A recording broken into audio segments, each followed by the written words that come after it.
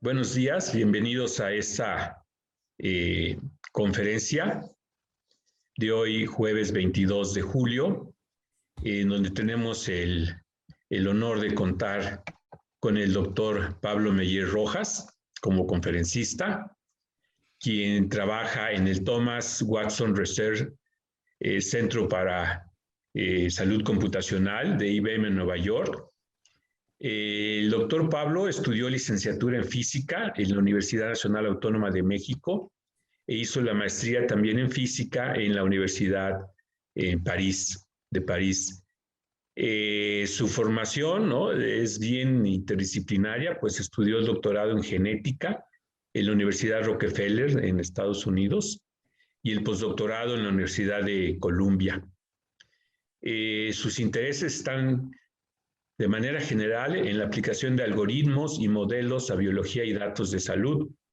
Es un gran promotor de la ciencia y en particular es director de Retos Dream Challenges, iniciativa en donde se busca a través de la organización de competencias, soluciones de algorítmicas y de inteligencia artificial en sistemas biológicos. Y ese es el marco, ¿no?, del tema de su conferencia de hoy. Le cedo la palabra a Abril y a Hasler, que van a estar moderando esta conferencia, y le agradezco una vez más al doctor Pablo por aceptar dar esta conferencia. Buen día, mi nombre es Hasler Estefan Menzi Sánchez, soy estudiante de medicina de la Universidad de las Américas Puebla, en San Andrés Cholula.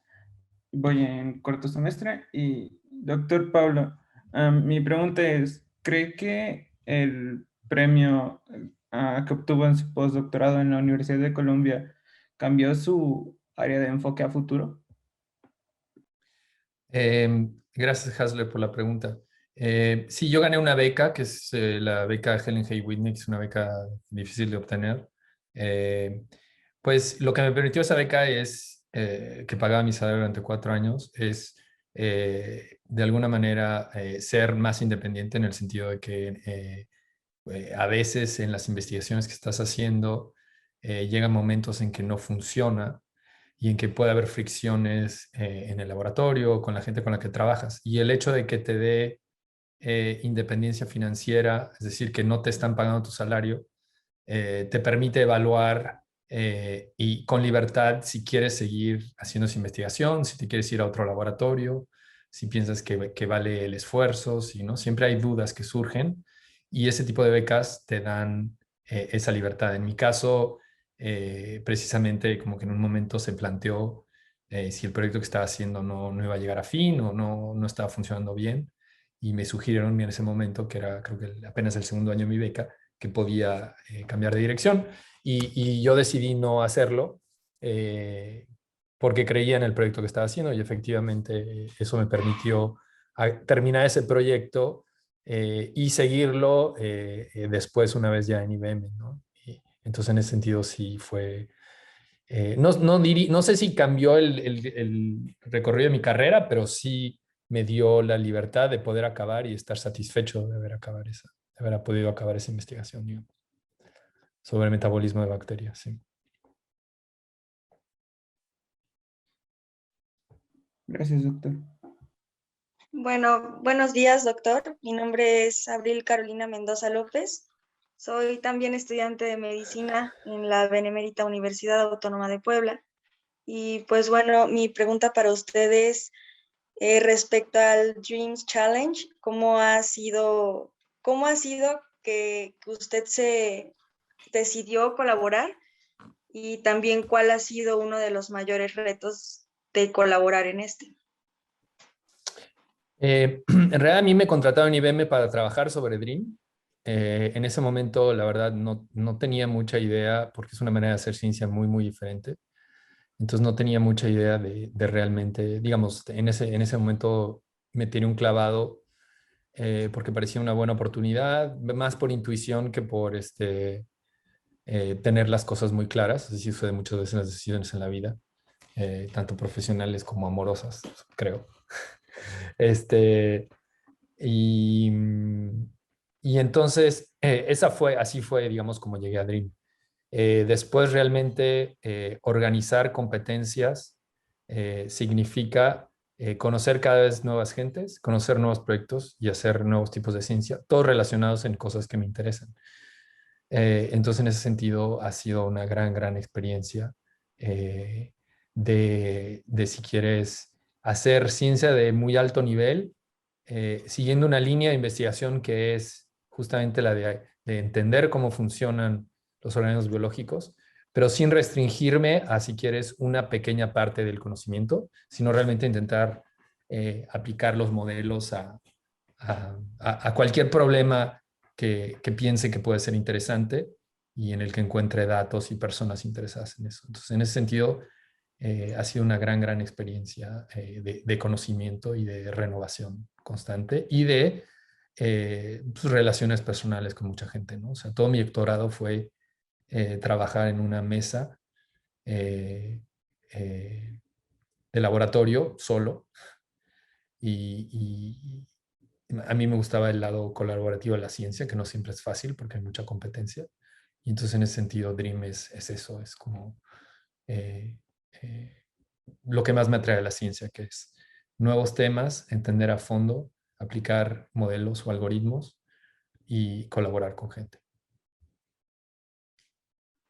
Perfecto, pues muchas gracias.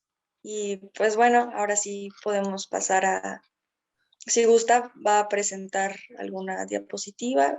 Sí, perfecto, pasamos a eso. Voy a comenzar mi charla. Sí. Aquí está. Ok. Entonces, precisamente el título de mi charla de hoy es De la célula a la clínica, modelos predictivos en sistemas biológicos. Uy, a ver, espérate, perdón, es que tengo esta cosa que me traduce al inglés. Bueno, lo podemos tener ahí traducido al inglés por si alguien la quiere ver en inglés de una vez. Bueno, entonces el título es De la célula a la clínica, modelos predictivos en sistemas biológicos. Lo que les voy a presentar son los 10 últimos años de trabajo que he hecho en IBM, justamente organizado estas competencias. Entonces, para que entiendan bien, la idea es, generamos datos sobre un problema, cualquiera, por ejemplo, tomamos datos de expresión de genes de mujeres que tienen cáncer de mama o no, e intentamos encontrar cuáles son los genes importantes para predecir quién tiene cáncer de mama y quién no. Nosotros sabemos la respuesta, son datos no publicados, entonces compartimos los datos sin decirles la respuesta, salvo para un pequeño grupo de pacientes para que puedan los algoritmos o los modelos intentar extraer la información. Y luego otra parte de los datos les damos simplemente, por ejemplo, la expresión de genes o los genomas de las personas y les pedimos que predigan si tienen o no cáncer de mama. Entonces la idea es eso, que tienes una serie de datos escondidos que te dan la respuesta del problema, pero que los participantes no van a tener acceso hasta que se acabe la competencia. Esa es la idea, es como una especie de resolver un problema en donde yo tengo la solución, pero no sé cómo llegar a ella si yo no tuviese la solución. De esto se tratan los Dream Challenges. Dream, que quiere obviamente decir sueño, pero también quiere decir diálogos para la reconstrucción y la metodología. Entonces, el viaje al que les quiero invitar hoy es un viaje que va desde el centro del núcleo, en donde, como saben, se duplica el ADN y se expresan los genes, es decir, llegan proteínas, factores de transcripción, que al interactuar con el ADN activan la transcripción de ARN y luego la producción de proteínas. Esto sucede cuando, por ejemplo, hay un cambio en el exterior, un cambio que puede ser una medicina o una señalización, que es esta estrellita, que interactúa con los receptores de la célula, empieza a inducir una cascada de señalización entre moléculas dentro de la célula y luego activan este factor de transcripción que por su lado lleva a la interacción dentro de una red de genes, interacción entre genes, la activación en particular de una de las partes de esa red, de uno de los factores de transcripción de esa red, que lleva a la expresión dinámica de proteínas, que luego, que ellas por su parte también determinan el funcionamiento de una célula en el contexto de un tejido y en el contexto de cómo llegaron esas células al tejido. Entonces, la idea es que desde el primer momento en el que estás influenciando una célula con algo, con una medicina, con una droga o simplemente con un cambio exterior, hasta el contexto y lo que le sucede a esa célula en ese contexto, a ese tejido. Y esa célula obviamente forma parte de un organismo, de un humano, y de un órgano. Entonces la idea es entender justamente desde lo más simple hasta lo más complejo en el contexto del cuerpo humano, cómo funcionan esas células. Esa es para mí la única manera de poder entender mecanísticamente cómo funcionan, por ejemplo, las medicinas o las vacunas o lo que sea, ¿no? Obviamente podemos saltarnos todos estos pasos y ir simplemente de la medicina o de la vacuna al ser humano. Eso se puede hacer, eso es lo que se hizo con las vacunas de COVID. No forzosamente entendemos los mecanismos, pero podemos estadísticamente ver si funciona o no funciona. Pero lo interesante científicamente y en investigación es entender todo lo demás para luego poder mejorar, prever y modificar todos estos diferentes niveles dentro de la célula y en el contexto de la célula y en el contexto de dónde vienen las células. Entonces los invito un poco a este pequeño viaje en el que he logrado, organizando de estas competencias, en cada uno de estos niveles, poder entender cómo funciona una célula. Entonces la primera es predecir la función de promotores.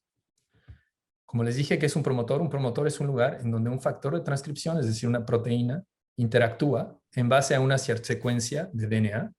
Y aquí ven la importancia de cada una de las letras T, C, A, T, G, C, que son las letras del código genético, para que este factor de transcripción interactúe y exprese proteínas. Entonces, dependiendo del tamaño de cada una de estas letras, es la importancia de que esa letra esté en ese lugar, esa letra, es decir, ese codón de ADN, de los 4 codones que seguramente vieron, A, adenina, timina, citosina, guanina, ATCG. Entonces, por ejemplo, en este caso, A, G, C y estas dos Cs aquí son muy importantes para que este factor de transcripción interactúe. Obviamente hay otras cosas que influencian, que tienen que ver con la metilación y con la posición de los nucleosomas. Pero por ahora, lo que nos interesa son en particular estas secuencias y los nucleosomas también. Entonces, ¿qué hicimos para poder intentar entender justamente este mecanismo de interacción entre el factor de transcripción y de cuál sería la expresión de un gen en base a la secuencia de lo que hay aquí? Entonces lo que hicimos fue generar datos en donde teníamos una proteína fluorescente en un cassette al que le integrábamos diversas secuencias de un promotor. Y todo este cassette lo insertábamos dentro de una célula. La célula crecía, aquí ven cómo están creciendo exponencialmente las células. Teníamos un promotor control que no tenía ninguna secuencia variante, y entonces la expresión era simplemente, si quieren, lineal con el tiempo. Y luego insertábamos 96 diferentes promotores para tener 96 diferentes niveles de expresión de cada uno de estos diferentes cassettes insertados dentro de una célula, ¿sí? Y como conocíamos las secuencias, la idea era intentar predecir en base de la secuencia del promotor cuál iba a ser el nivel de activación medido por la fluorescencia de esta proteína. Y el problema se reducía a lo siguiente, a 20 transcriptores que llamamos naturales, entonces 20 diferentes secuencias y cada secuencia asociada con un nivel de expresión, que es un solo número, y ese número básicamente simplemente representa el nivel de expresión en estas curvas, el nivel de estas curvas. Y luego unos sintéticos en donde lo que hicimos modificamos, aquí insertamos ciertas mutaciones en entre estos promotores para cambiar el nivel de expresión y ver cuál era la importancia de inducir ciertas mutaciones. Entonces tenemos 20 naturales, 33 que llamamos sintéticos o transgénicos, aunque esa palabra a veces no guste, pero lo que hicimos es eso, inducir una mutación.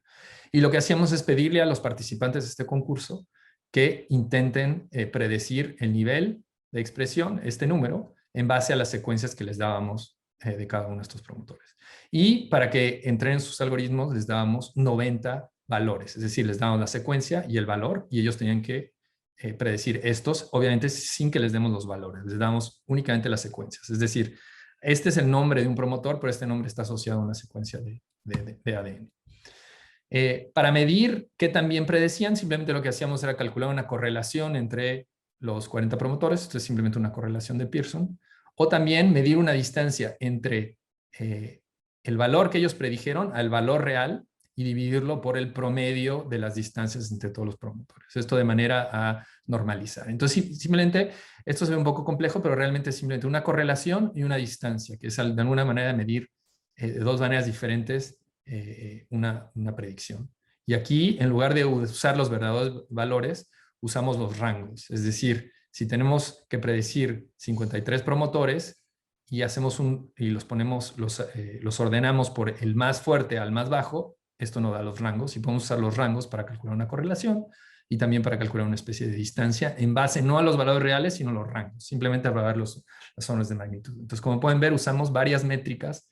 Se ve complicado, pero simplemente la idea es calcular una correlación y calcular una distancia entre los valores predecidos y los valores reales. Cuando hacemos eso, obtenemos esta tabla de toda la gente que participó al concurso, que participaron 21 equipos. Aquí les pongo la tabla completa de los de último lugar. Lo bueno de estos concursos es que si no quieres dar tu nombre, no lo tienes que dar. Entonces, si eres el último, nadie te va a decir que eres el burro de la clase. Pero obviamente, si eres el primero, pues ahí sí te gustaría dar tu nombre. Y entonces aquí vemos las diferentes métricas, la correlación, las distancias, y al final el score final, es decir, cuál fue el mejor equipo. Y en este equipo se llamaba First, el que mejor calculó. Aquí tenemos, si quieres, simplemente una gráfica de que también predijeron esto los participantes. Y luego hay algo interesante que empezamos a poder ver. Esta es la distancia de la predicción al valor real. Y lo que pueden ver es que los promotores naturales se predijeron mejor que los promotores sintéticos, en donde hay más variabilidad. Y aquí simplemente es otra vez la distancia entre el promotor, entre la predicción para cada promotor a el valor real. Entonces los sintéticos no se pudieron predecir bien. Y dentro de los sintéticos, de los tipos de mutaciones que se indujeron, hay algunos que se predecían mejor que otros. Entonces, por ejemplo, este tipo de mutaciones se predecían mejor que estas. Y esto se sabe porque esta mutación afecta a la polimerasa, que es algo muy importante para la transcripción de genes. Entonces vemos que cada mutación induce diferentes efectos en cuanto a la predicción. Y ahora la pregunta de qué promotores fueron mejor predichos uno por uno. Bueno, si los ordenamos y tomamos el promedio de que también lo predijeron todos los equipos, vemos que hay, digamos, dos clases. Estos que se predijeron bien y estos que se predicen bastante mal. Por ejemplo, tiene una distancia muy grande, ¿no? De la predicción. Entonces, y ahora vemos equipo por equipo los dos colores, los que se predijeron mal y los que se predijeron bien. Y vemos que realmente la correlación es más baja para los que se predijeron mal, los últimos 23 promotores, y es alta para todos los equipos. Esto es para cada uno de los equipos. Vemos que todos predijeron bien algunos y predijeron mal otros. La otra cosa interesante que vemos aquí es que los que se predijeron peor son los promotores sintéticos que se predijeron peor, son aquellos cuyo cambio de expresión inducido por la mutación era el mayor. Es decir, entre mayor el cambio entre la mutación que inducía la mutación, peor la predicción, ¿no? Entonces, de alguna manera lo que sucedió es que los participantes no se dieron cuenta o no quisieron ver que había ciertas mutaciones que hubieran podido buscar en la literatura que eran más importantes que otras. Y lo único que hicieron fue entrenar sus algoritmos en base a solo los datos que les dijéramos, de alguna manera sin intentar predecir la biología. Y esto es algo que pasa muy seguido en el campo en el que me encuentro, que es de inteligencia artificial, en donde la gente no conoce bien la biología y entonces no intenta analizar más allá de los datos que tienen y intentar entender qué mutaciones se indujeron, sino que simplemente se dedican a usar los datos que tienen, sin interpretarlos. Finalmente, una cosa que hacemos, aquí tiene una vez más que también les fue a todos los equipos, ordenados por su calificación. Y lo que hacemos después es tomar cada una de las predicciones para cada promotor de todos los equipos y hacer un promedio de la predicción que hicieron. Y eso para todos los promotores. Y así obtenemos lo que llamamos una agregación de la predicción de todos los equipos. Y esto lo podemos hacer tomando los 2 mejores equipos, los 3 mejores equipos, los 4 mejores equipos, los 5 mejores equipos. Y aquí ven, los 5 mejores equipos tienen el mejor score, le ganan a todos. Pero lo interesante es que si tomas la predicción de aquí todos los equipos que participaron, hasta los más malos, desde los más buenos hasta los más malos, y haces un promedio de sus predicciones, obtienes una predicción que es mejor que la de mejor equipo. Es decir, en situaciones en las que tienes muchos algoritmos y no tienes la solución a algo, lo mejor es tomar la agregación de todos los algoritmos, porque esa es la que te va a dar probablemente la mejor predicción, o por lo menos una que es robusta y que sabes que va a ser muy buena. Bueno, entonces la conclusión de esta parte es que los participantes usaron solo las secuencias y no utilizaron la información biológica, por eso les fue mal. Los algoritmos se basaron en estas secuencias, en cómo influenciaba cada una de las diferentes secuencias de los promotores, es decir, mezclas de ATCG, o si no, K-mers es cuántas letras del alfabeto del código genético usabas para entrenar tus algoritmos. Es decir, 1, 2, 3, 5, 10, ¿no? Cada promotor tiene más o menos 200 pares de bases. Finalmente, algunos le dieron, como dijimos, demasiado peso a la secuencia no sintética. Ok, entonces ahora tenemos algoritmos que pueden predecir qué tanto se va a expresar un gen. Bueno, lo que queremos entender ahora es, una vez que está expresado este gen, cómo interactúan entre ellos ya siendo proteínas. Es decir, cómo se forman estas redes de interacciones entre proteínas. E interacciones, aquí son interacciones funcionales, es decir, si cambias el nivel de expresión de una proteína, influencia el cambio de nivel de expresión de otra proteína. Y así formamos una red, si quieren. Es una especie como de red social de los genes, en donde el cambio de expresión debido a una droga o una medicina influencia el cambio de expresión de los genes.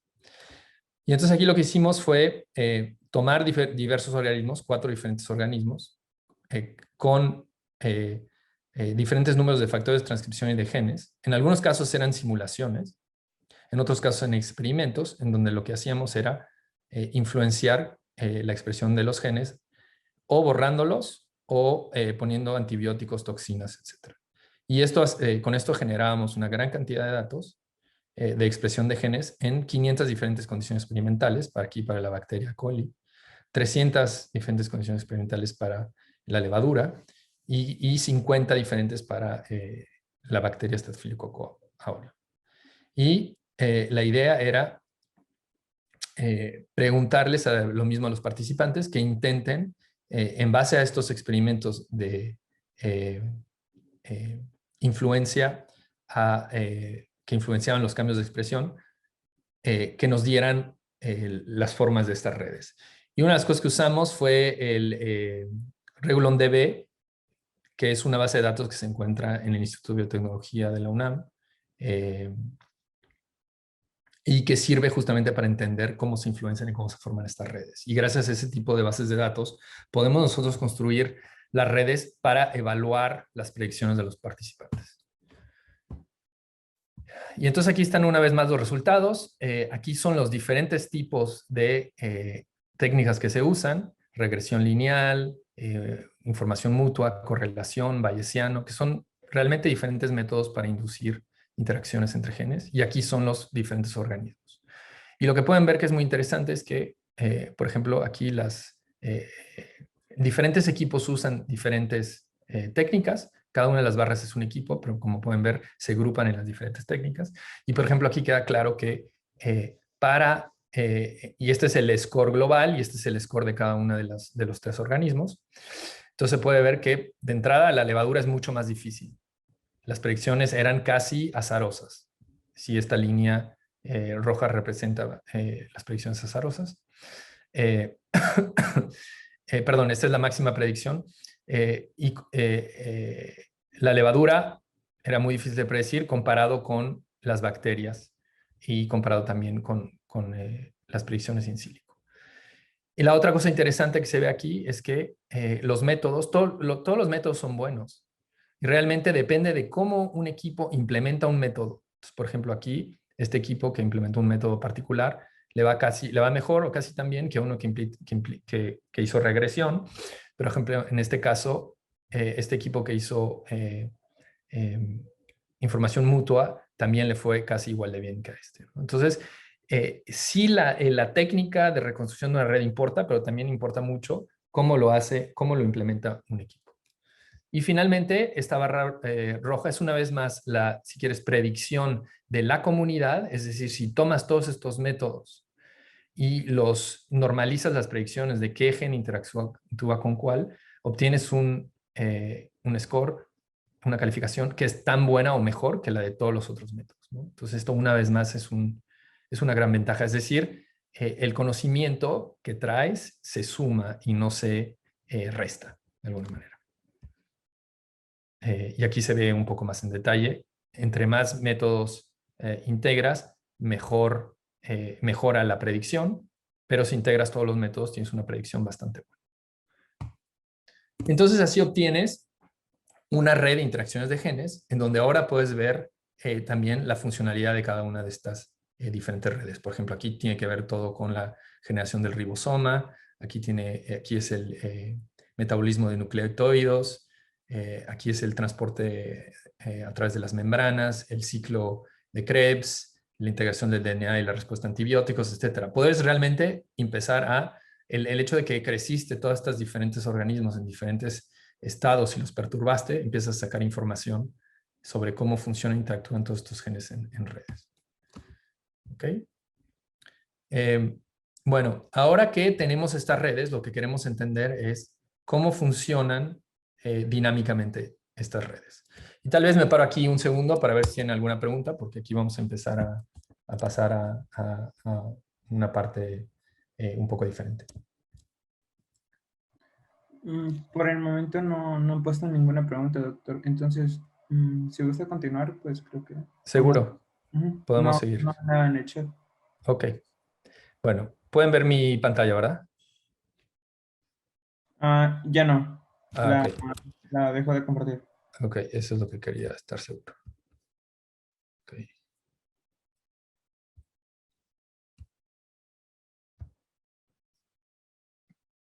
Ahora sí. Ok, entonces una vez que tenemos las redes, ahora queremos entender cómo funcionan estas redes temporalmente, es decir, cómo a través del tiempo cambian la expresión de cada una de estas proteínas e intentar predecir cómo van a cambiar dependiendo de los efectos que indujiste en la célula. Entonces, esto es un problema bastante difícil, entonces lo que hicimos fue hacer, si quieren, inventar una especie de jueguito en donde nosotros mismos creábamos una red de genes con 9 genes y 13 catetos de interacción entre los genes. Entonces, cada uno de estos circulitos es un gen, una proteína en realidad. Y las interacciones rojas son interacciones que inhiben la producción de un gen y las interacciones verdes son interacciones que forman la producción de un gen. Entonces, lo que tienes aquí, si quieres, es una especie de cascada. Entonces, tienes un primer gen que lo que hace es activa otro gen y activa otro más, pero este gen baja la producción de este. Cuando este se activa, activa el que sigue, que represa el que sigue, que activa el que viene. Entonces hay una como serie, si quieres, de interacciones complejas, ¿no? De activación y desactivación de la red, pero básicamente es una cascada. Y una de las cosas interesantes es que esta se puede modelizar con 45 parámetros. Entonces aquí es realmente un ejercicio, si quieres, de invención in silico, puramente de modelaje, pero para ver qué tan, si tuviéramos estos datos de una red de genes, qué también podríamos predecir los parámetros que gobiernan las dinámicas de estos genes. Y aquí en detalle tienes, por ejemplo, aquí una activa. Si esto es un gen y esto es un promotor, que es de los que estaba hablándoles hace rato, esto es un promotor pro. Basta tener una secuencia de ADN y basta con cierta actividad activar el gen. O aquí reprimir el gen. Y aquí puede haber otro activador. Entonces, ¿Cómo calculas la activación? Bueno, simplemente va a depender con una función de Hill de la proteína activadora dividida por un KD. Esto parece un poco complicado, pero en realidad es una función simplemente sigmoide con un coeficiente de Hill, en donde entre más proteína tienes, más activas. Y de la misma manera tienes el represor, que en este caso el represor sí, también es una fracción que depende inversamente de la cantidad de represor que existe. Entonces con eso puedes empezar a calcular qué tanta transcripción vas a tener y tu nivel de transcripción va a ser igual a qué tan fuerte es este promotor y qué tanto tienes del activador multiplicado por qué tanto tienes del represor. Y así puedes empezar a obtener a cada momento la producción del mRNA, del ARN, perdón, y la producción de la proteína, que es simplemente proporcional a la cantidad de ARN que tienes. Entonces, gracias a eso, puedes con tu red empezar a encontrar dinámicas interesantes. Y lo que les pedíamos a los participantes es intentar predecir. Lo único que ahorita les voy a explicar qué les damos a los participantes, pero lo que les íbamos a pedir era intentar predecir cambios en la activación o en la represión de estos genes y ver cómo influenciaban la expresión de estas 3 proteínas. El hecho de que cambiabas la fuerza de los promotores. Entonces, por ejemplo, aquí tenemos cada una de las 9 proteínas de los ARNs de nuestro sistema y vemos que algunas como que suben y bajan, otras no están expresadas y luego se vuelven constantes, etc. Entonces, lo que les pedimos es justamente predecir qué es lo que les iba a dar. Y para hacerlo un poco más similar a lo que sucede en el laboratorio, digamos que tienes una red de genes en el laboratorio y quieres saber cómo funciona, bueno, les dimos como créditos en donde ellos podían comprar experimentos, es decir, les íbamos a dar datos que tenían que ver con borrar, mutar o medir diferentes cosas. Y luego también podían tener mediciones diferentes que sean o continuas usando proteínas fluorescentes o en un solo momento temporal usando arrays genéticos o para medir mRNA o espectrometría de masas para medir proteínas. Entonces era una especie de jueguito en donde tú tenías que hacer tu diseño experimental para obtener los datos que mejor te iban a ayudar a predecir la dinámica de estas redes. También tenemos una manera de medir qué también iban a predecir los parámetros, simplemente es el log de la distancia entre los parámetros. Y también medíamos una distancia entre la predicción del nivel de las proteínas y el valor simulado. Entonces, ¿qué también podían ellos predecir las perturbaciones? Pues mira, la perturbación verdadera aquí de las proteínas es esta verde, y cada una de las rayas azules es la predicción de cada uno de los 12 participantes. Y como pueden ver, hay algunas que predicen bastante bien, pero hay algunas que predicen muy mal. Entonces, este problema de juguetito que puede parecer muy sencillo, en realidad es bastante complejo.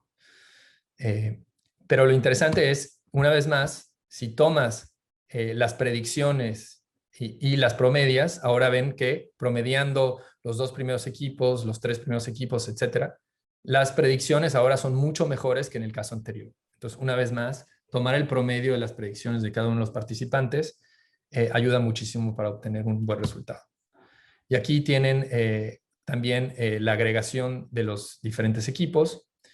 Aquí están cómo participan los equipos para predecir estas proteínas y ven que van del mejor equipo, la menor distancia, al mayor equipo.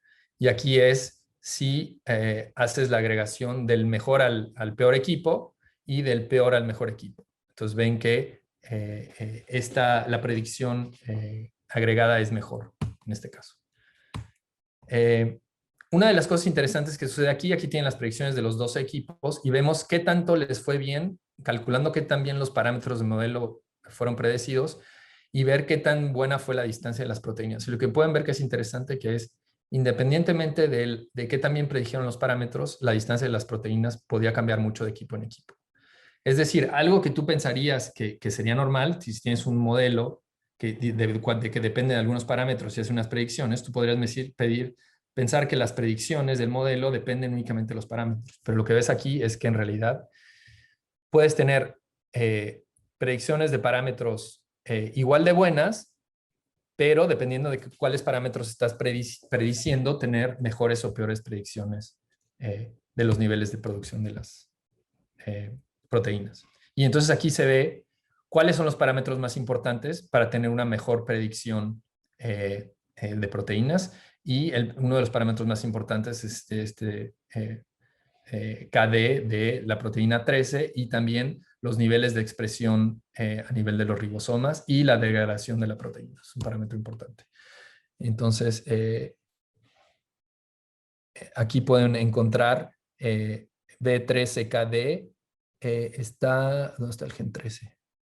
Se me perdió, pero creo que está por aquí adelante. Bueno, no lo encuentro, pero bueno. Así, exacto. Aquí están todos los factores que son los más importantes. Aquí está el 13. Aquí están los factores de los ribosomas importantes. Y pueden ver que estos son los factores esenciales para poder predecir mejor las redes. También la otra cosa que analizamos es qué datos usaron todos estos participantes. Y los datos más importantes son la fluorescencia, son los que más usaron.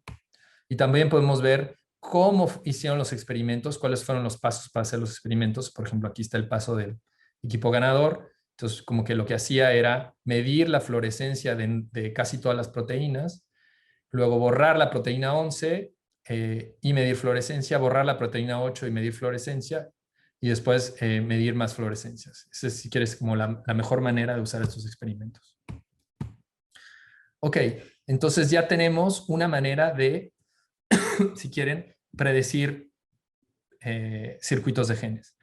Pero ¿cómo podemos llevar eso más lejos, al nivel de toda una célula? Ya sabemos que no es fácil, aunque sean 9 genes, pero podríamos intentar hacerlo para mucho más genes, para cientos de genes. Entonces lo que decidimos hacer es tomar un modelo global de una bacteria, de Mycoplasma, que es la bacteria que tiene el genoma más chico, alrededor de 400 genes. Y esto lo hicimos con mi colaborador Jonathan Carr, que produjo un modelo completo usando todos los metabolitos, todo el RNA y todas las proteínas de esta bacteria relativamente sencilla, pero que tiene 400 genes. Y él modeliza cada una de las partes que determinan el crecimiento de la bacteria. Hace 9 horas de simulación con una resolución de 1 segundo. Tiene 28 diferentes submódulos dentro de la bacteria, metabolismo, transcripción, translación, y tiene más de 1500 parámetros. En el programa anterior teníamos 40 parámetros, aquí hay 1500 parámetros. Es un modelo mucho más grande. Y simplemente les quería enseñar un poco cómo funciona este modelo, que aquí tienen una animación que hizo Jonathan. Entonces aquí tienen una bacteria que va creciendo poco a poco. Aquí tienen diferentes casos de la bacteria. Y aquí ven cómo se va activando el metabolismo y aquí cómo se va dividiendo el cromosoma de la bacteria mientras va creciendo la bacteria. Entonces el cromosoma va creciendo, creciendo, creciendo, se tiene que duplicar primero y aquí se van activando cada una de todas las proteínas, y en amarillo es cuando están activas y azules cuando están inactivas, y ven, como ven, sigue creciendo la bacteria aquí. Aquí ya está casi terminada la replicación del cromosoma, ya simplemente va avanzando. El metabolismo sigue jugando y cada vez hay más genes que se activan, pero se activan si quieren de manera casi estocástica. Y entonces aquí ya se está acabando la división de la bacteria y la bacteria ya creció bastante y ahora ya nada más le falta terminar y dividirse, que es lo que sucede aquí al final. Perdón. Aquí al final se divide la bacteria. Ups, bueno, se las debo. La vieron ahí al final, apareció tantito. Ok. Bueno, tenemos que ir un poco más rápido para tener tiempo para preguntas, pero la idea es que modificamos algunos parámetros de este modelo y les preguntamos a los participantes que intenten predecir en base a datos cómo se modificaron esos parámetros. Entonces organizamos otro concurso. Y este es un problema mucho más difícil, en donde estas son todas las sumisiones. Este es el error en la distancia, este es el error en los parámetros. Y entonces a los equipos, estos son varios de los equipos que participaron, y el mejor equipo fue este Holcim Modelers, en donde casi no pudieron cambiar la distancia a los parámetros, pero pudieron disminuir, aquí es donde empezaron, la distancia a los datos, es decir, a las proteínas. Entonces, una vez más, tenemos un caso en donde, aunque no puedes mejorar mucho los parámetros, puedes mejorar tus predicciones en este caso a las 400 genes y las 400 proteínas de esta bacteria. Entonces, como pueden ver, es un problema mucho, mucho más complejo que el que hice, pero lo interesante era intentar desarrollar nuevas técnicas para poder resolver este tipo de problemas muy complicados. Bueno, ahora voy a, una vez que ya vamos desde los promotores ahora un modelo de cómo funciona una célula completamente, queremos intentar entender cómo estas células encuentran su lugar en un embrión, por ejemplo. Y para eso tomamos el ejemplo de la mosca. ¿Qué es esto, no? Una vez que tenemos todos estos modelos de una célula, ¿cómo es que una célula sabe dónde ir dentro de un tejido? Entonces sabe que hay ciertos genes que son importantes para el desarrollo. Aquí este es el ratón, los humanos, y esto está bastante conservado a través de la evolución. Es decir, los genes en amarillo son genes antenapidia o son genes que se parecen desde el C. elegans, que es una lombriz muy pequeña de 1 milímetro, pasando por la mosca hasta el ser humano, ¿no? Hay una especie como de conservación de la señalización. Entonces, en este caso lo que hicimos fue, obtuvimos datos de un embrión, esto es un embrión de mosca, que tiene estos patrones de expresión de genes muy interesantes. Hay 3.039 células en este embrión de moscas y se expresan en la superficie de esta especie de ovoide. Y lo que hacemos es podemos extraer cada una de las células y medir el ARN de cada una de las células. Entonces obtenemos, no obtuvimos todas las 3.000 células del embrión, y además necesitamos varios embriones para hacer eso, pero obtuvimos 1.300 células y de cada una de sus células pudimos medir la expresión en cada una de ellas de casi 9.000 genes. Entonces ahora la pregunta era, ¿cómo podemos, en base a estos genes, encontrar cuál era la posición inicial de la célula? Entonces ustedes preguntan, pero si ya destruiste el embrión, ¿cómo puedes saber dónde iba la célula? Bueno, lo que hay es una librería en línea de expresión y visualizada de cada uno de estos genes, como el que ven aquí. Entonces lo que hicimos fue, tomamos la expresión de 60 genes y gracias a ello encontramos el lugar, comparando la expresión de estos genes para cada una de las células a la expresión en la librería. Podemos determinar en base a cuáles de estos 60 genes, de expresión de estos 60 genes, es la más similar a una de las células en esta librería, dónde sería su posición, si quieren. Así es como lo hicimos. Y los que les pedimos a los participantes es que intentaran usar menos genes para encontrar la posición. Los participantes de este concurso. Y aquí usaron también una serie de métodos, aquí ya más de inteligencia artificial, un poco más complejos, con redes neuronales, para escoger, lo más importante era escoger qué genes eran los importantes y luego ver cuál era el lugar de cada una de estas células. Y aquí lo que hicimos en este caso fue pedirles ver cuáles eran los genes que más usaban los participantes. Los 20 primeros genes, los 40 primeros genes y los 60 primeros genes. Y lo interesante de ese análisis, en estos tres casos, es que podemos obtener una reconstrucción. Estas son todas las células y vemos que las células, dependiendo de qué genes están expresados, tienen diferentes patrones que las llevan a diferentes lugares del embrión. Entonces, por ejemplo, estas azules van en toda la parte de abajo del embrión, estas más verdes van todo en medio, y las rositas van más como en esta parte de arriba. Entonces, como que realmente, dependiendo con únicamente 60 genes, puedes ya determinar cuál va a ser la posición de la célula en el embrión. Simplemente con midiéndolos, ¿no? Y aquí tienes, si quieres, los diferentes clústeres de colores que se ven ahora ya como posicionados en el embrión de la célula. Y calculamos algunas de las propiedades de estos genes, por ejemplo, la entropía. La entropía es decir, la entropía calculada de esta manera. Y la entropía obviamente midiendo qué tanto se expresa cada gen en todas las células, ¿no? Entonces, entre más células se expresa, mayor entropía. Y aquí, en este caso, la autocorrelación espacial, es decir, cómo se expresan esos genes en la célula. Es decir, si hay una correlación espacial alta, se van a expresar en un solo lugar, y si hay una correlación espacial negativa, se van a expresar un poco como un tablero de ajedrez, es decir, de manera muy distribuida, y si no hay correlación espacial, van a estar un poco al azar. Estas son las medidas para medir la correlación espacial, y lo que vemos es que entre más genes escoges, más aumenta la entropía.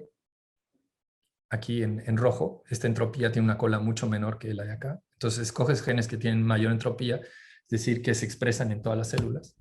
Y también escoges genes que tienen una mayor autocorrelación negativa, es decir, que se expresan como en un tablero de ajedrez, un poco distribuidos en todas partes en la célula. Estos son los genes importantes. Y todo esto lo hicimos midiendo propiedades puramente algorítmicas y de distribución, pero lo interesante es que justamente estos genes han sido descubiertos biológicamente por ser importantes. Entonces, de alguna manera, y de estos, por ejemplo, estos genes amarillos, que son los gap genes, que son unos genes muy importantes en Drosophila, que se descubrieron en los años 80 y llevaron un premio Nobel a Nusslein Vollard, nosotros vemos que nuestro algoritmo los escoge justamente para encontrar la posición de las células, todos estos amarillos. Y lo mismo con estos verdes. También los algoritmos escogen estos genes. Entonces, de alguna manera, sí nos están ayudando a extraer conocimiento biológico. Claro que hay que saber que estos genes ya habían sido descubiertos y son importantes. Entonces, sí, estamos como de alguna manera reinventando la rueda, pero lo interesante es que ahora sabemos que los algoritmos pueden extraer esta información de manera automática, si quieres. Y te dan una predicción bastante precisa de dónde van las células, a niveles casi de que si están de este lado o de este lado, ¿no? Casi a nivel de precisión de una célula. Ok, entonces la penúltima parte y creo que esta me la voy a saltar, es simplemente, ok, sabemos en dónde están en el tejido, pero cómo llegaron a ese tejido, es decir, cuáles células se dividieron para llegar a la posición en la que estaban. Y para eso, es un artículo recientemente publicado, podemos usar justamente CRISPR para poder poner códigos de barras en la primer célula del embrión, inducir mutaciones y ver cómo ese código de barras va cambiando, para después poder reconstruir, si quieres, el árbol de división celular. Es un poco como un árbol genealógico, si quieres, un árbol de evolución, como los de Darwin, en donde se usan métodos clásicos para construir esos árboles, pero en nuestro caso son células, no son organismos, son células dentro de un organismo que se dividen, si quieres. Y la ventaja que tenemos es que en este organismo C. elegans se resolvió microscópicamente este árbol, es decir, célula por célula fueron siguiendo y fueron sabiendo cuál se divide. Y también teníamos otra manera de saber cuál era el árbol solución en unas células que crecieron, que las hicimos crecer bajo un microscopio. Entonces podemos reconstruir cuáles son las células que se dividieron. Después podíamos inducir estas mutaciones en los códigos de barras, leer los códigos de barras en las células ya divididas y ahora usar un algoritmo para reconstruir el árbol en base a los códigos de barras y ver qué tan similar era al de las células. De la misma manera, en el caso de C. elegans, podíamos reconstruir el árbol medido experimentalmente con un microscopio en los años 80 por John Stulton, y hacer en este caso, hacer una simulación de qué pasaría si inducimos mutaciones y leemos los códigos de barras. Y lo interesante fue que el método que ganó es un método muy diferente a lo que se había usado antes. Es un método que se usa mucho en Machine Learning, que es simplemente como un método de tomar decisiones en base a información, una especie de método de reconstrucción parecido, se llama Gradient Boosting Machine, pero es básicamente usar las diferentes propiedades de los códigos de barras para saber cuáles son las células que están más cercanas. Y este realmente es un método de inteligencia artificial. Entonces aquí realmente como que la biología y la inteligencia artificial se unen para generar nuevos métodos de reconstrucción de árboles, como lo que ven aquí. Bueno, me lo salto un poco rápido para llegar a la última parte. Entonces, en la última parte, que es un poco en lo que estoy trabajando ahora, no quería irme sin hablarles un poco de cómo también se pueden usar, una vez que ya estamos a nivel celular y que lo entendimos, a nivel de tejidos, cómo podemos usar datos también de hospitales para poder entender qué está sucediendo en cuanto a las enfermedades. Entonces, a lo que tenemos acceso también son datos electrónicos de pacientes, en donde sabemos qué enfermedades tienen, cuándo entran al hospital o si no entran al hospital, qué les hicieron, qué tipo de procedimiento les hicieron, quién les hizo el procedimiento, cuánto costó. Tenemos todos esos datos sobre muchas enfermedades, qué drogas se usaron, qué clase de droga es, etc. Entonces, imagínate si tú vas al doctor y yo tengo acceso a todos esos datos para intentar entender la evolución de enfermedades, de todo tipo de enfermedades. Y entonces, por ejemplo, aquí les doy un caso muy concreto de cómo se usó esto en el contexto de lo que sucedió en COVID. Y entonces lo que pudimos hacer es comparar antes de que llegara el COVID a Estados Unidos y después, cómo cambiaron, o por ejemplo, inicialmente, cuáles eran las características de los pacientes que tenían COVID que fueron internados. Entonces lo que vemos es que los pacientes de COVID, 21% tenían problemas de hiperlipidemia e hipertensión, es decir, cosas que tenían relacionadas al peso, que eso ya lo sabemos. 7% tenían asma, 2% tenían obstrucción pulmonar, 6% tenían problemas de sueño, de apnea de sueño, y 11% tenían diabetes. Entonces podemos, gracias a esos datos, tener una idea clara de cuáles son los tipos de pacientes que tienen internados en el hospital.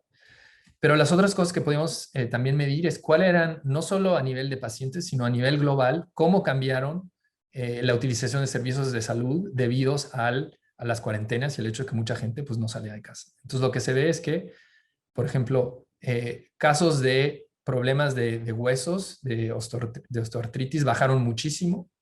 El nivel de uso, si quieres, de haber ido a hacer esas consultas al hospital. Increíblemente también la sinusitis, parece que trataron mucho menos sinusitis, bursitis, otitis, problemas espinales. Y esto se debe o a que la gente simplemente no quería ir a tratarse para este tipo de enfermedades, o simplemente que probablemente en el caso de la sinusitis, por estar en el interior, tenían mucho menos casos de sinusitis y de asma por quedarse en el interior, ¿no? Entonces esto lo podemos extraer directamente de datos clínicos que vienen de hospitales. Entonces simplemente para acabar dándoles dos ejemplos interesantes, por ejemplo aquí ven antes 2019, antes de la llegada del COVID, que llegó en marzo, digo en abril aquí a Estados Unidos, pueden ver que había varios casos de otitis y que a raíz de eso las infecciones de oído desaparecieron completamente. La telemedicina justo a partir del COVID explotó, como todos sabemos. Ya no vimos al doctor, pero intentamos hablar con ellos, pero empezó a disminuir bastante y aunque se queda a un nivel superior a antes del COVID, bajó muchísimo. O sea, quién sabe si vaya a durar este uso de la telemedicina. Los tests microbiales empezaron a subir muchísimo a partir de abril del 2020. ¿Y qué son los tests microbiales, no? Porque test microbiales es algo muy general. Pues si te fijas específicamente dentro de esos test microbiales, los test de COVID, ves que estas dos curvas aquí están perfectamente paralelas. Es decir, que todos los test microbiales que se hacían eran test de COVID. ¿Por qué? Porque muchas de las enfermedades, otro tipo de enfermedades también desaparecieron. Por ejemplo, casi no hubo influenza o para nada hubo influenza el año pasado. Entonces, bueno, esto era simplemente para decirles que con datos y haciéndose preguntas podemos ir desde el evento que hace que cambie toda una dinámica entre la célula, dentro de un tejido y dentro de cómo se construye un tejido, hasta el comportamiento, patrones de comportamientos clínicos y de comportamientos a nivel demográfico grandes. Bueno, y con eso termino mi presentación y les agradezco aquí a todos mis colaboradores y si quieren podemos hacer algunas preguntas si tienen.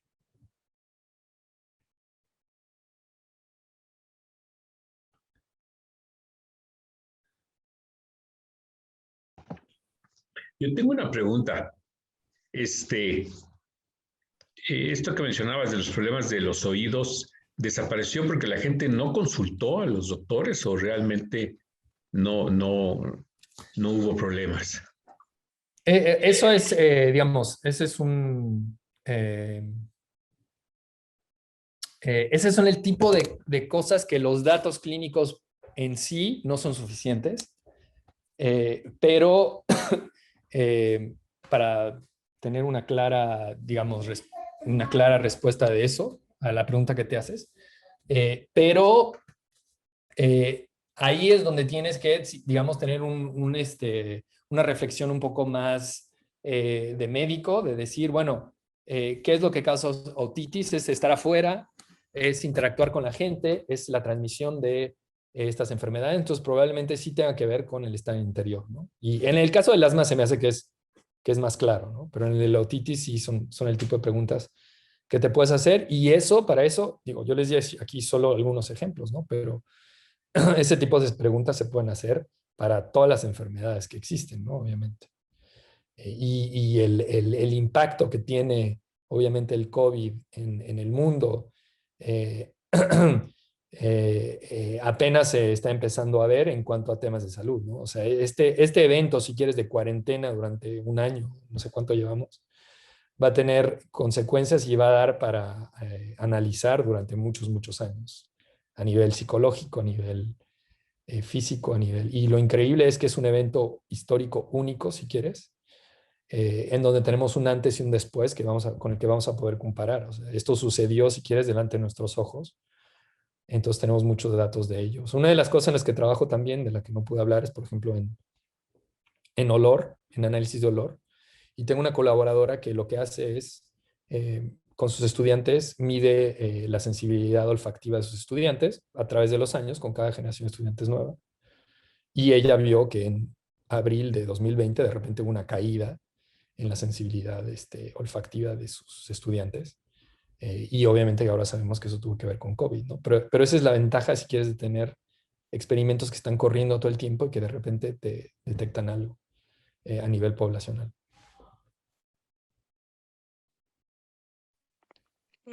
Bueno, tenemos una pregunta en el chat. Es de nuestra compañera Valeria Jacqueline Soto Ontiveros, ingeniero en biotecnología en la Universidad Autónoma de Querétaro. Nuestra compañera pregunta, ¿qué tipo de formación debería tener para poder desarrollar estos modelos predictivos? Por ejemplo, ¿qué maestría me podría dotar de estas habilidades?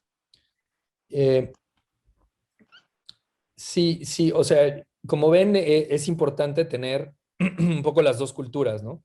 Y bueno, les recomiendo la maestría que está organizando ahora Víctor, por ejemplo, del que me preguntó, en donde él viene, si quieres, del lado en donde sabes muchas cosas de datos y quieres aplicarlos a cosas de biología. Entonces siempre hay una cultura ahí que hay que saltar. O sabes mucho de biología, pero no eres bueno a programar, nunca te gustaron las matemáticas, etcétera. O sabes mucho de matemáticas y la biología se te hace alguna ciencia, eh, no sé, hasta poco científica, aunque obviamente los últimos 20 años y ahora más cada vez la biología y los datos están completamente juntas, ¿no? Entonces, realmente eso. Yo recomendaría la maestría del Politécnico, que va a empezar ahora, por lo que me comentó Víctor. O si no, pues eso, tener como una formación un poco más general, como de físico, en donde te dan los elementos para luego aprender tú por tu lado, pero teniendo siempre, si quieres, la apertura de espíritu para entender un problema y simplificarlo, que es lo que te da la física, pero también las herramientas cuantitativas, ¿no? Siendo físico, puedo ahora entender también la inteligencia artificial, o puedo entender modelos, puedo armar modelos, o puedo entender la biología. Bueno, también porque hice un doctorado largo, ¿no? De 6 años y me metí a hacer experimentos también para entender cómo funciona. Muchas gracias, doctor. Nuestro compañero Isidro levantó la mano. No sé si gustes. Ok, sí. Quisiera hacer una pregunta. Pues primeramente felicitar al doctor por su exposición y pues mi nombre es Isidro Mobril Araujo Benar y soy estudiante de la Facultad de Ciencias Químico-Biológicas de la Universidad Autónoma de Sinaloa. Quiero preguntarle, doctor, si en sí, por ejemplo, los modelos de predicción, ¿ustedes construyen los algoritmos matemáticos o solamente agarran datos de experimentos y toman algoritmos matemáticos ya hechos para hacer sus predicciones? Es que eso no me quedó muy claro. Sí, gracias, Isidro, por la pregunta. Muy buena pregunta. Mira, siempre puedes crear nuevas cosas o mezclar cosas, ¿no? Pero lo cierto es que hoy, y más con la inteligencia artificial y el intercambio de herramientas, más y más hay, si quieres, librerías de modelos que puedes rápidamente aplicar. Y eso es uno de los ejemplos que quería mostrar, que casi independientemente del modelo que uses, te puede ir bien. Muchas veces tiene que ver con ¿qué haces con los datos, ¿no? O sea, qué tan sucios están, cómo los limpias. Hay todo un proceso, si quieres, que tiene que ver con la experiencia que tengas de manejar datos para luego aplicar el algoritmo. Es decir, un mismo algoritmo no lo usa de la misma manera en diferentes personas, ¿no? Hay una experiencia ahí que se toma, pero en general, si quieres, hay una librería global de algoritmos en donde la implementación de ellos es lo que cambia, a pesar de que sean iguales. Pero más y más, si quieres, una especie de caja de herramientas a las que todos tienen acceso y se van generando nuevos modelos, ¿no? O sea, ahora con lo de la inteligencia artificial y machine learning, hay nuevos y nuevos modelos que analizan diferentes cosas y que puedes intentar implementar en diferentes contextos. Ok, gracias. Muchas gracias, doctor. También por otro lado, pregunta Vargas Contreras María José. Buenos días, doctor. Soy María José Vargas Contreras y soy alumna de la Facultad de Medicina de la Universidad Autónoma del Estado de México. Primero quisiera agradecerle la ponencia, estuvo muy interesante. Mi pregunta es, ¿estos experimentos que mencionó podrán también ser utilizados para estudiar enfermedades crónicas como diabetes? Y si estos mismos nos permiten acercarnos a la medicina personalizada. Muchas gracias. Sí, digo, definitivamente a cada uno de los niveles que describí, si quieres, las células, se pueden estudiar todas las enfermedades. Es decir, a nivel genético, a nivel de cómo afecta a la célula, por ejemplo, en el caso de la diabetes, cómo funciona la insulina como receptor, cómo cambian los niveles de azúcar, el metabolismo de una célula, etcétera, hasta el nivel clínico. Es decir, si tú estudias con los datos de un hospital, todos los pacientes de diabetes, justamente es algo que estamos haciendo en mi grupo, es intentar entender toda la evolución de la diabetes, hasta por ejemplo problemas de retinopatía y obviamente de diálisis y de intentar armar modelos en base a simplemente la temporalidad de muchos pacientes, es decir, cuándo te declaran que tienes diabetes, cuáles son los diferentes tipos de retinopatía que tienes, cuáles son tus, si quieres, precondiciones. Eso únicamente con datos clínicos. Si además a eso le sumas datos genéticos y a eso le empiezas a sumar datos de cómo, sí, más detallados de cómo funciona una célula, puedes empezar a integrar modelos a todos los niveles. Que eso es para mí, si quieres, creo que el futuro. O sea, realmente tener modelos desde el detalle de cómo funcionan las moléculas hasta el impacto clínico, que es lo que estoy empezando a hacer ahora, como vieron en los últimos datos. Entonces, de los últimos datos que les mostré, podría mostrarles datos con modelos de inteligencia artificial intentando predecir cómo va a evolucionar un paciente de diabetes, por ejemplo.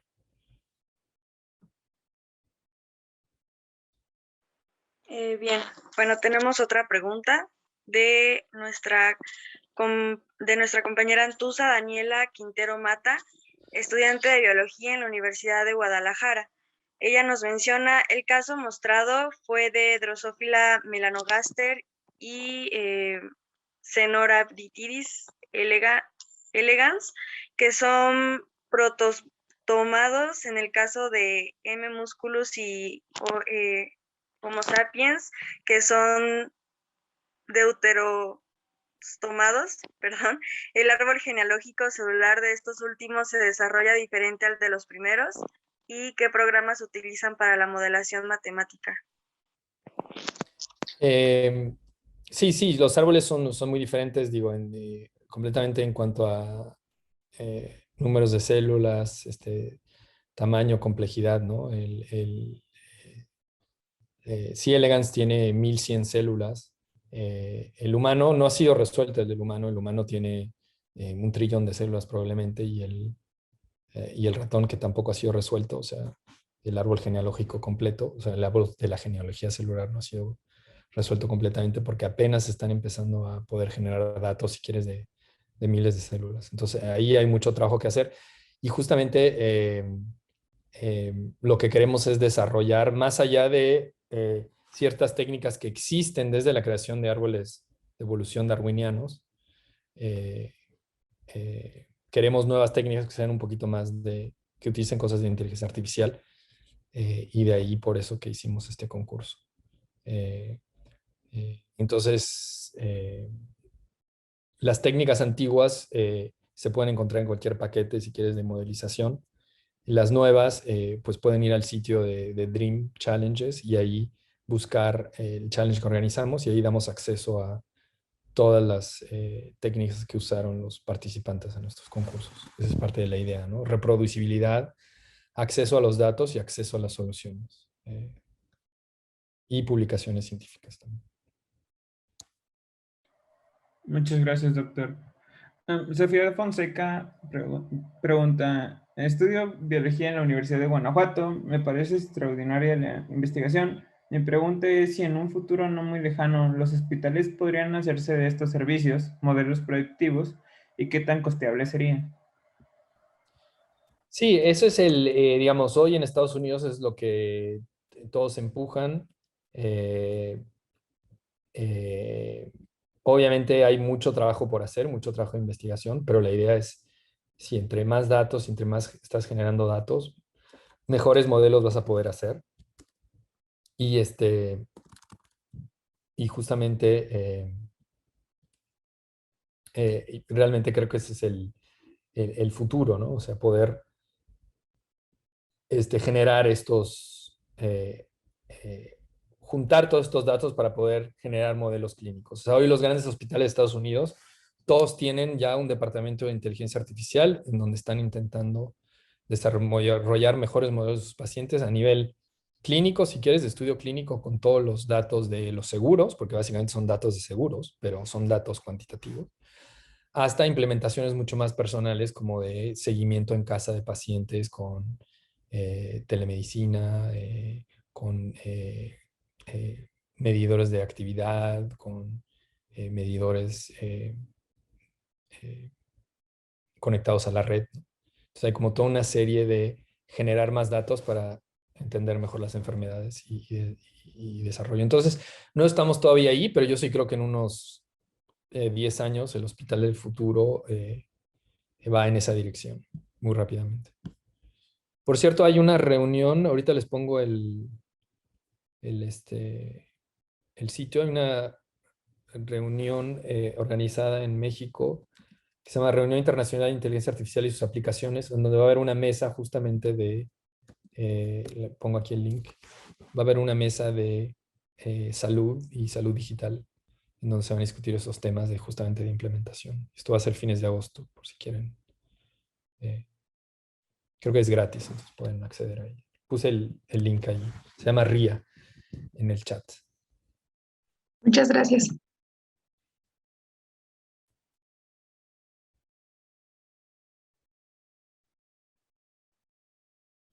Ok, creo que están ahí ya están todas las preguntas, ¿no?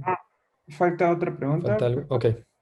Maritza Guadalupe Castro Quintero pregunta, buenos días, doctor. Soy Maritza, licenciatura en biotecnología de la Universidad Autónoma de Sinaloa. Mi pregunta es, ¿considera que el análisis de este tipo de datos tenga mucha aplicación en un futuro? Sí, es un poco lo que acabo de decir, ¿no? Sí, definitivamente, o sea, yo creo que eso, si es del lado médico, o sea, la medicina está volviendo cada vez más, si quieres, una ciencia de datos, con todos los problemas que hay de ello. Porque un médico todavía no es alguien que sabe programar y que entiende cómo funcionan estos algoritmos. Entonces hay todo un problema de lenguaje y también, como les dije, hay todo un problema de la gente que desarrolla estos modelos no entiende, no es médico, ¿no? Entonces hay un problema de que los médicos pues no quieren que un programa les venga a decir qué hacer y los que programan y hacen estos programas no quieren entender las particularidades de cada enfermedad. Entonces sí hay una transición complicada que tiene que suceder ahí de que estos equipos trabajen mucho más de la mano, pero va a suceder, yo creo. O sea, es ventaja para todo el mundo, si quieres. Muchas gracias, doctor. Yo personalmente tengo una pregunta. ¿Nos podría recomendar algún curso o bibliografía para aprender estos modelos predictivos? Más como, o sea, más en general o aplicados a cosas de medicina o... Aplicado a medicina. Ya.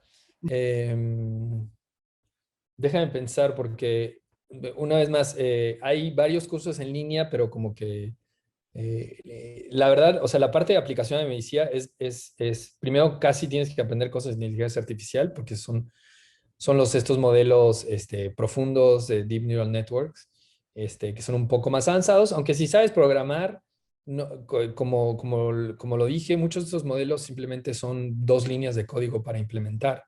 En otra conferencia que doy en general sobre inteligencia artificial, muestro que cualquier imagen que me puedas dar, con una línea de código te puedo correr un programa que te dice qué está en la imagen de manera más o menos adecuada, ¿no? Entonces, como que este tipo de cosas no son muy difíciles de implementar una vez que ya se desarrolló el algoritmo. Hay que tener un poquito de conocimiento de eso, de programación, no demasiado. Y pues la verdad, simplemente querer jugar un poco, ¿no? con los modelos que hay. Y estos concursos de Dream es una manera también de acercarse a ello. Tenemos creo que un par de videos de cursos también. Entonces, sí, tal vez ese es un buen lugar para empezar a entender estas cosas. Muchas gracias, doctor. Bien. Pues bueno, ya no hay más preguntas en el chat. Entonces procedo a darle la palabra al doctor Víctor para ver si podemos concluir la charla. Muchas gracias, Pablo, por la conferencia.